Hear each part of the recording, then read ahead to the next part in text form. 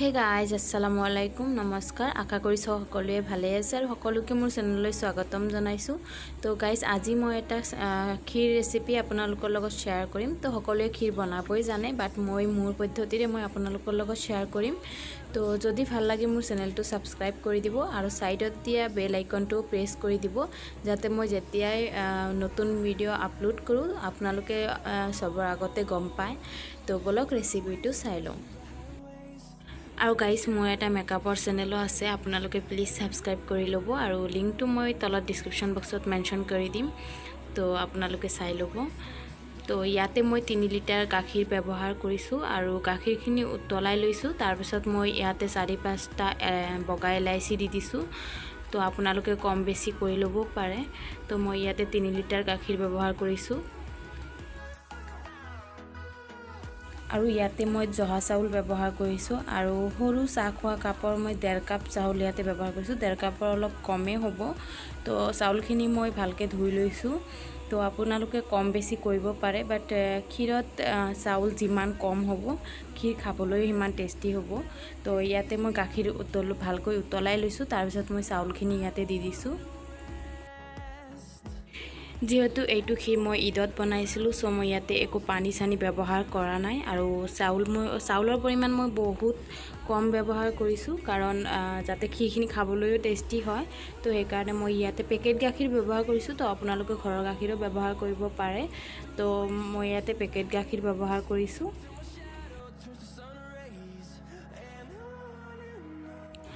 আৰু চাউলখিনি ব্যৱহাৰ কৰাৰ লগে লগে আপোনালোকে এইদৰে চলাই থাকিব লাগিব, নহ'লে তলত লাগি ধৰিব চাউলখিনি। সেইখিনি হয়তো সকলোৱে গমেই পায়, তথাপিও মই কৈ দিছোঁ।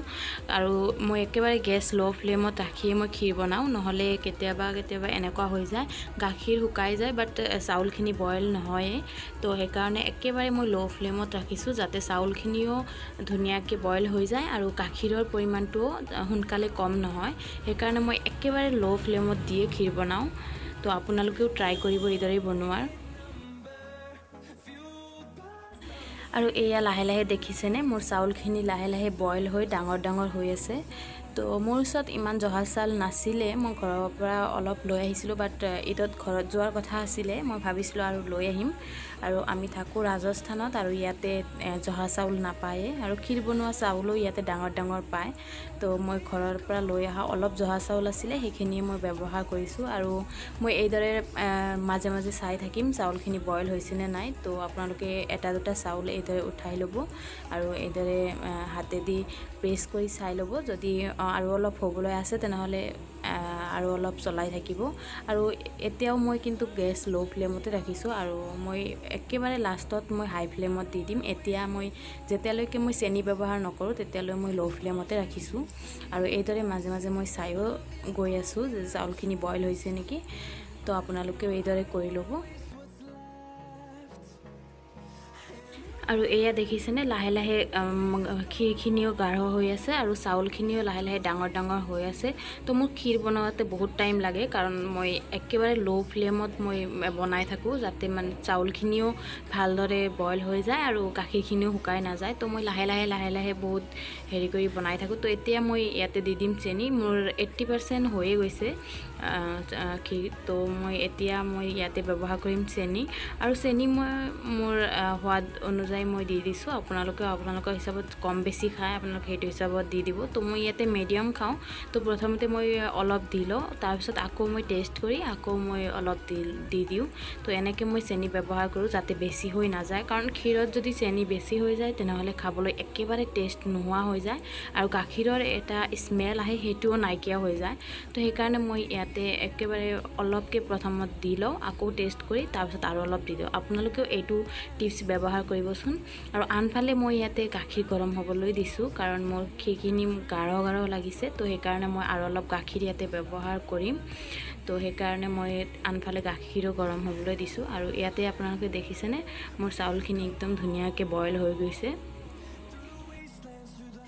তো ইয়াতে মই অলপ নিমখ ব্যৱহাৰ কৰিম। তো আপোনালোকে যদি মিঠা ৰেচিপিত নিমখ ব্যৱহাৰ নকৰে তেনেহ'লে নিদিলেও হ'ব, বাট মই নিমখ নিদিলে ভাল নালাগে, সেইকাৰণে মই ইয়াতে অলপ নিমখ ব্যৱহাৰ কৰিছোঁ। আৰু গাইজ মোৰ পদ্ধতিৰে ক্ষীৰ বনোৱাৰ মেইন পাৰ্ট এইটোৱে হয়। মই এয়া দেখিছেনে চাউলখিনি মই চামুচেদি এইদৰে ছাইডত প্ৰেছ কৰি ভাঙি দিবলৈ ট্ৰাই কৰিছোঁ। তো এইদৰে আপোনালোকেও ভাঙি দিব। তো এইদৰে ভাঙি দিয়াৰ লগে লগে চাব ক্ষীৰখিনি বহুত গাঢ় হৈ গৈছে। সেইকাৰণে মই আনফালে গাখীৰো গৰম হ'বলৈ দিছোঁ, কাৰণ মোৰ গাখীৰ বহুত কম হৈ গৈছিলে। তো যদি আপোনালোকৰ ক্ষীৰখিনিত গাখীৰ বেছি থাকে তেনেহ'লে আপোনালোকে গাখীৰ নিদিলেও হ'ব, বাট মোৰ বহুত গাঢ় হৈ গৈছে, সেইকাৰণে মই আৰু অলপ গাখীৰ ইয়াতে ব্যৱহাৰ কৰিম।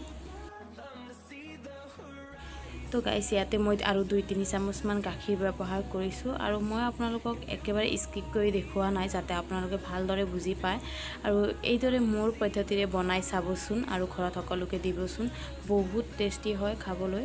তো আপোনালোকে ইয়াতে ড্ৰাই ফ্ৰুটছ কিচমিচো ব্যৱহাৰ কৰিব পাৰে। মোৰ ওচৰত নাছিলে আৰু মই পোৱাও নাই, সেইকাৰণে মই দিয়াও নাই ইয়াতে। তো যদি আপোনালোকৰ ওচৰত আছে তেনেহ'লে আপোনালোকে ব্যৱহাৰ কৰিব পাৰে। তো এয়া মোৰ ক্ষীৰখিনি দেখিছেনে ইমান গাঢ় হৈ গৈছে। তো যিহেতু মই ইয়াতে অলপ গাখীৰ ব্যৱহাৰ কৰিছোঁ, তো ইয়াতে মই অলপ চেনি আৰু অলপ পৰিমাণৰ নিমখ মই ইয়াতে আকৌ ব্যৱহাৰ কৰিম, কাৰণ মই আকৌ গাখীৰ অলপ ব্যৱহাৰ কৰিছোঁ, তো সেইকাৰণে। তো তাৰপিছত মই এইদৰে ভালদৰে চলাই থাকিম। আৰু আপোনালোকে দেখিছেনে মোৰ গেছটো এতিয়াও ল' ফ্লেমত আছে। তো আৰু 5 মিনিটমান মই এইদৰে ল' ফ্লেমত বইল কৰি তাৰপিছত মই হাই ফ্লেমত 2-3 মিনিটমান হ'বলৈ দিম। আৰু এতিয়া মই গেছ হাই ফ্লেমত দি দিছোঁ, আৰু হাই ফ্লেমত দি মই এইদৰে ক্ষীৰখিনি 3-4 মিনিটমান চলাই থাকিম। তো এয়া দেখিছেনে ইয়াতে ভালদৰে উতলি ওপৰৰ ফালে আহি আছে। তো এতিয়া মই আকৌ ল' ফ্লেমত দি দিছোঁ। তো এয়া দেখিছেনে মোৰ ক্ষীৰখিনি বহুত ধুনীয়াকৈ হৈ গৈছে। আৰু অলপ গাখীৰ থকাতে নমাই ল'ব, নহ'লে একেবাৰে গাখীৰ নোহোৱা হৈ যাব যেতিয়া ঠাণ্ডা হ'ব তেতিয়া। তো ইয়াতে মই গাখীৰ থকাতে মই নমাই ল'ম। আৰু এয়া মোৰ হৈ গৈছে এতিয়া ক্ষীৰখিনি।